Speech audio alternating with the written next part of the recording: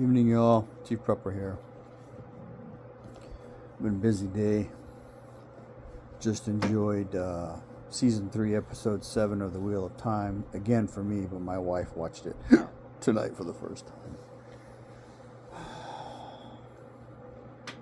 So this is gonna suck because I'm gonna talk about some things. The last video I talked about weapons. You need those. But now I'm going to talk about other military things that people that are not in the military probably need to learn. So you're going to need somebody in your group that can be a creeper, that can go and observe things and not be seen. In the Army, that's called a scout. They go and they see things. You're going to need to learn patrol formations, ranger file, wedge, overwatch, bounding overwatch, platoon leader or leader positions. You're going to need to learn perimeters. You're going to need to learn fields of fire, fields of view. You're going to need to learn battlefield shaping. So if you can watch season 3 episode 7, it shows the first battle with the two rivers and the Trollocs and Dark Friends, and it shows things that I'm just talked about. They basically destroy all the approaches. The Trollocs won't cross deep water, so they destroyed bridges, and then the only path to the two rivers was through a ravine area. So that's a shaping thing. So they can only come 3 wide. So that means you only have to shoot 3 at a time. So a small number of people can hold something like that. Alright. You also have barriers you can think about. It can be many things. It can be rocks, it can be trees, it can be spikes, you know.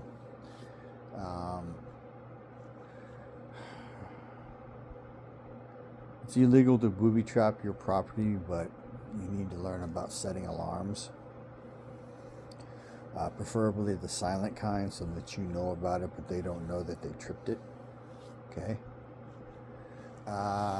You can also set off noise alarms, so that when they trip it, it goes bang, but you're in peace. Well, so that you know something's coming. Now, it doesn't necessarily mean you know what. There's a lot of booby traps you can learn about. It's illegal to booby trap your property right now, but you can figure out what you want to put and where you want to put it in the event that you need to. Okay.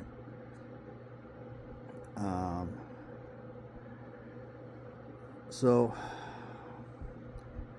one of the things that's going to happen after any engagement, if you're not spending all your time running like the fucking wind's on fire, if you got any energy left to get the fuck away from it, is collecting of the wounded and dead and treating your wounds.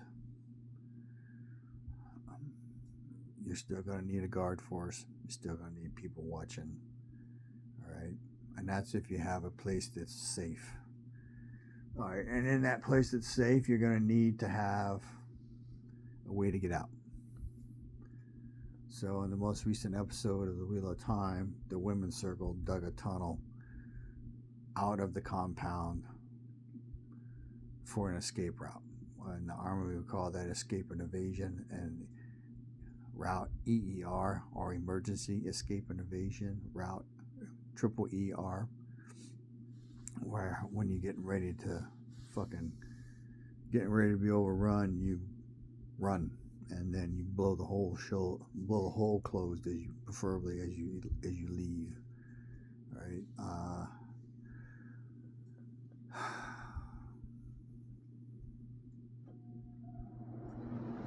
The other thing I would tell you is you need to learn about our enemy's tactics and the 4 axis to evil: North Korea, China, Iran, and Russia.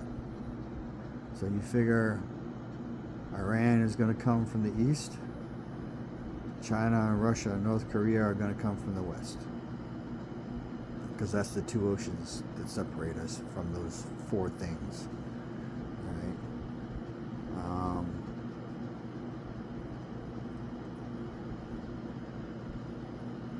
Wouldn't learn to hurt some words. Wouldn't hurt to learn some words in those 4 languages. North Korea will be very hard because it's just not. If you're not a North Korean, you don't have access to people who have the language. It's similar to South Korean, but figure it out.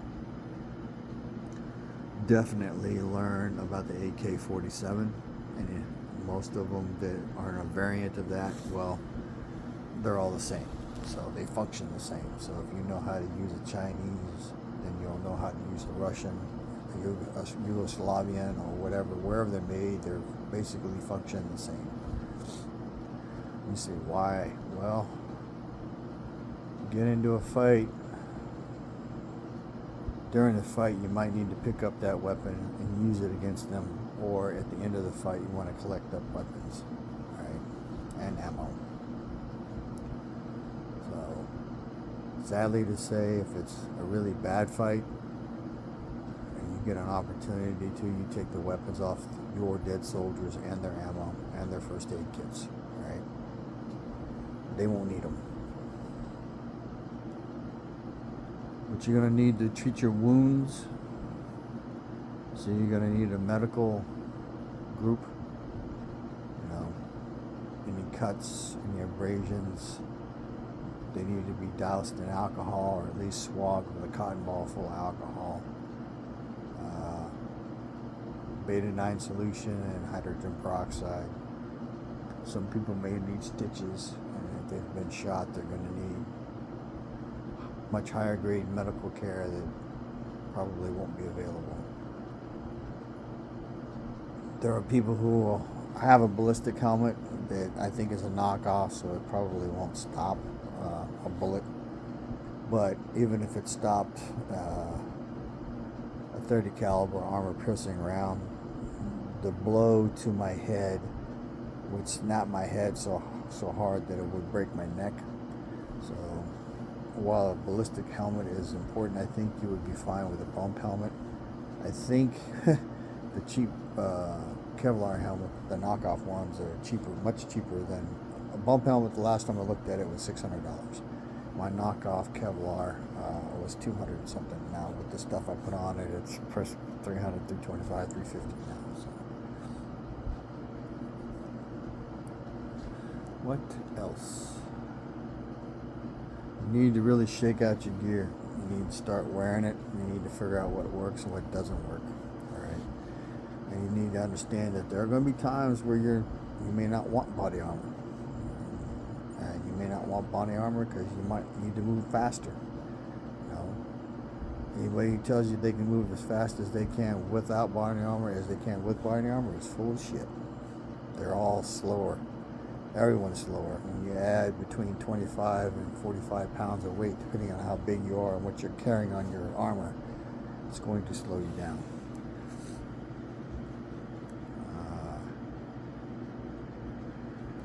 I haven't watched the 5 Scenarios of Collapse from Billy and D. I hope to watch it soon. Right now I'm watching the last episode of The Last of Us from Season 1. Season 2 premiere is tomorrow. So next week is the last episode of Season 3 of The Wheel of Time, which I'm loving. However, not knowing how filming is going to go, it's been 2.5 years since the end of Season 2. So hopefully they'll bring it about quicker.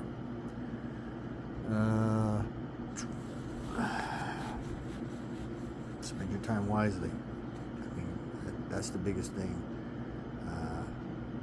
Research stuff, and guess what? You need to go out into the woods somewhere, even if it's just a park, and practice. All right.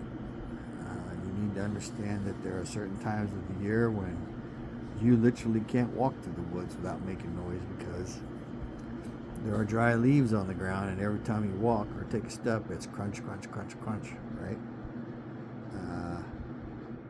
You need to understand that moving at night is better than moving in the day, because at night the odds of someone seeing you is much lower. you need to learn how to hide. You know, escape and evasion, you need to learn how to hide. What else? So my B300 or K batteries and my AC500 showed up almost a week early. It was not supposed to be delivered until next Thursday or Friday, and it showed up today. So I now have 14 kilowatts of backup battery power. I've got 1,200 watts of solar panels. I probably need to order a couple more of those. I've got a second AC500, which what I plan to do is hook up the batteries that came with it and test it, and then call or chat with somebody from Blue Eddy and make sure that as long as I keep the B300K batteries in series and the B300S batteries in series separate, that I can use them all on one AC500, which I think is the case. So the whole purpose of that is to have, probably in a month, maybe two, because I got to finish the wall, put the skin back on it, rewire the outlets after I replace the wall, put my mounting system up, and then get my solar array up. So I've got 800 watts basically put together and ready to go. And then once that's done, I need to possibly set up another array. If I get two more 200 watt panels, then that would be another 800 watts. So basically another capability of 800 watts. The actual, they probably won't ever get more than 290 watts per two panels. So, and once I get everything set up, then I can run power cords from the house to where that's going to be, and then my fridges and my defreezers will be off grid. Spending a small fortune, but based on what I'm told, once I take the refrigerators off, my electricity bill should drop this coming summer and a whole bunch in the fall. Be thinking about, like I said, your resources, what's important, and then figure out a way to mitigate that risk. You know, here in Texas, we got problems with the power grid going down. Every time we have thunderstorms, every time we have high winds, every time we have tornadoes, hurricanes, oh my goodness, you know, it's like, you know, what's going to happen?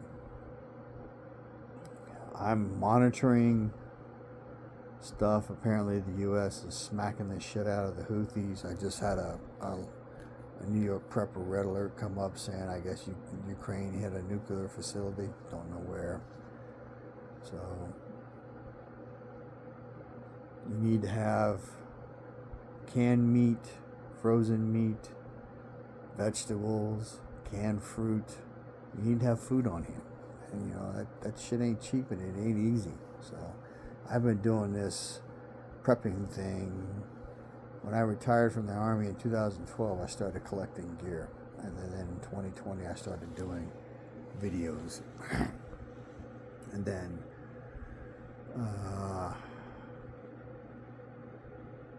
during the 21 freeze, I had just finished putting in a backfeed system in. And because I did that and I had the generator, that saved us. We had TV, we had lights, we had space heaters at night, we had a fireplace during the day, but I still had broken pipes. So, and then from there I've expanded a lot. I mean, I did not like that shit, not at all. So, you know, there are people around the country where over and over and over we keep having weather events, weather emergencies, and the government does a very poor job on doing whatever people expect them to do. So you need to keep that in mind. All right.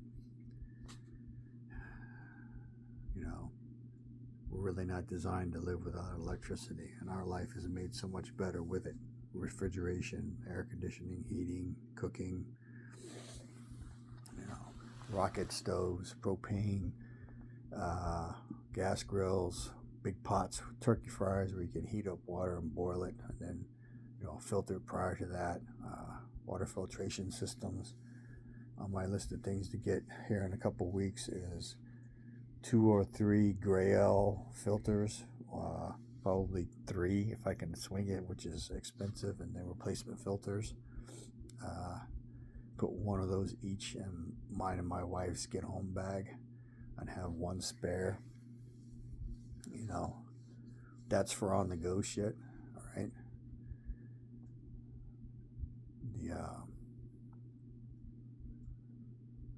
I also want to get a new holster for a gun that I have that will also allow me to carry another gun, because they're the same frames, they're just different size barrels and grips. And 3 or 4 Crimson Trace mini rail lasers, assuming they still make them.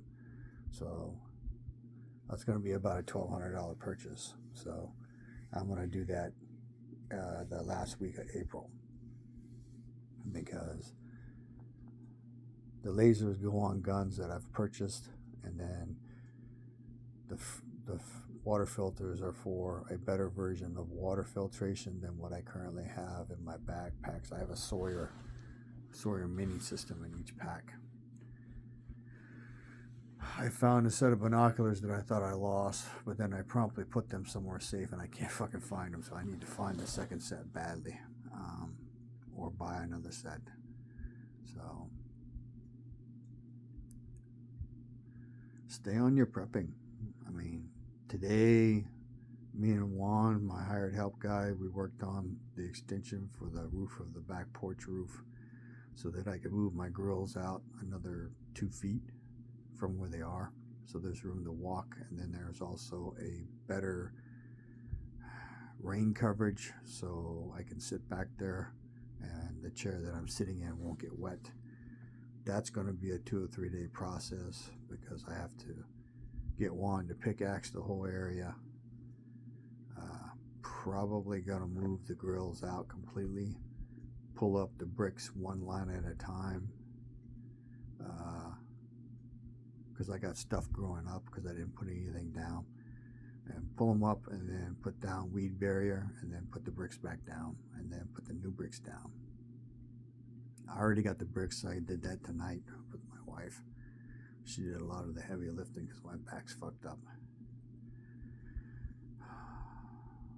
Before I can do all that, though, I got to paint the extension. Got to cut one more board and screw it in place, and then after that, it'll be ready to cut the board, screw it in place, and then paint it. Get 2 coats on it, and then turn around and screw it in place. Then I got to build the supports for it, pull the old skin off that's covering the section now, put new stuff on. So I've already got the new stuff that I bought that I didn't use. Wound up keeping it. So rebuild that wall, get the skin on, and then I'll be ready for the solar array. So continuing to prep. All right. Information is knowledge, and power. Live a little, prep a lot. Share the love. G Prepper out.